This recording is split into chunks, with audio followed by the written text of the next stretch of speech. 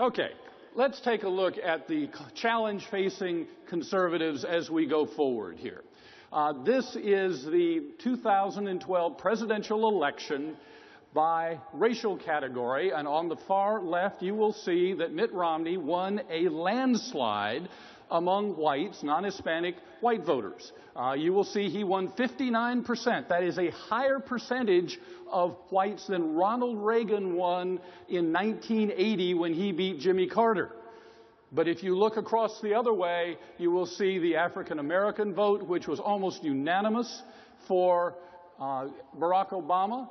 You will next see the Hispanic vote, which was overwhelming, some 72% for Barack Obama. You'll see the Asian vote, which was even more than the Hispanic vote for Barack Obama. Asians voted for Bob Dole in 1996, but they voted overwhelmingly for Barack Obama. And you see the other race on the far right-hand side of the chart, which will tell you that races other than white voted overwhelmingly for Barack Obama. Now, this is a problem. Why is this a problem? This is a problem because Hispanics are the fastest growing minority group in the country, and they have voted generally for Democrats, but the margin is very dramatically.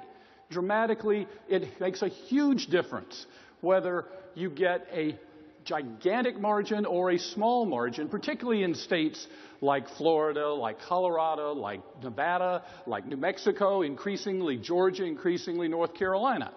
And what we see here is that Mitt Romney got the lowest percentage of the Hispanic vote of any Republican candidate in a two-candidate race since Watergate.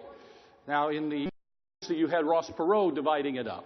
But you'll also see that peak there for the red. That's George W. Bush in 2004, winning not only 44% of the Hispanic vote nationally, but a majority of the Hispanic vote in the Sun Belt states. Some conservatives are discouraged about the prospect of winning Hispanic votes for conservatives and Republicans. George W. Bush showed how to do it, as has Rick Perry, as have many Texas Republicans, demonstrated how you can do it. How did Bush do it? Well, it was pretty easy. He reached out very aggressively in the Hispanic community. He campaigned in Hispanic communities. He advertised on Hispanic TV. He supported immigration reform, and he spoke a version of Spanish, sort of like he spoke a version of English. But it can be done, and he demonstrated how to do it. Why is that important? That's important because the percentage of the national electorate that is white is declining at an increasing rate. What this chart does is go back to 1976 when Pat Caddell was running a presidential campaign for Jimmy Carter. 88% of the electorate was white. 16 years later, when Bill Clinton was elected, it was also overwhelmingly white, down to 83%, though, a 5-point decline in the first part of that period. The second 16 years, from 1996 up to 2012, whites went from 83% down to 72%.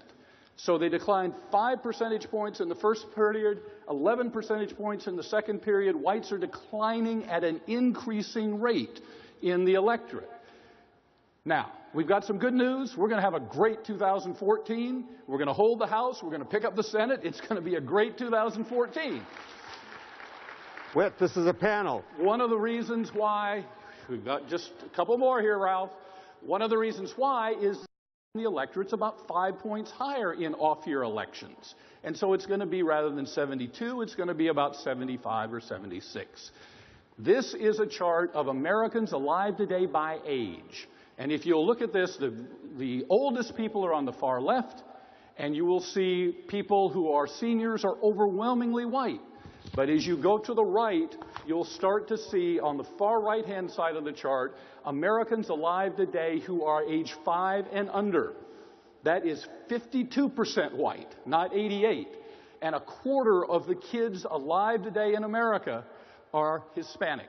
About 15% are African American. So all you've got to do is take this chart and have the younger people replace the older people, and you'll see a revolution that's going to occur. This is a census chart for what's going to happen over the next 50 years. And the top line is the percentage of the population that is non-Hispanic white. 62% on the left-hand side of the chart. You will see the red is Hispanic, and you will see that growing dramatically. Many of you are young people. Many of you, when your kids are getting ready to apply to college, whites will be a minority in the United States population. So, what does that mean for conservatives? To me, I think it's an opportunity. Some people see it as a problem. I see it as a real opportunity. Why? Because improving our condition and those of our families is endemic in the human spirit. That's why people still struggle to get to America, to get an opportunity to better themselves.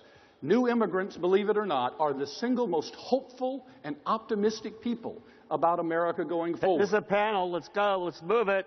Conservative values of free markets and limited government and low taxes and good education and reward for hard work appeal across all lines, boundaries, regardless of race, color, religion, or national origin. Conservatives can be very successful in the new America if we reach out and adopt an inclusive tone, bring people into our coalition, and aggressively campaign in their communities. Thank you very much.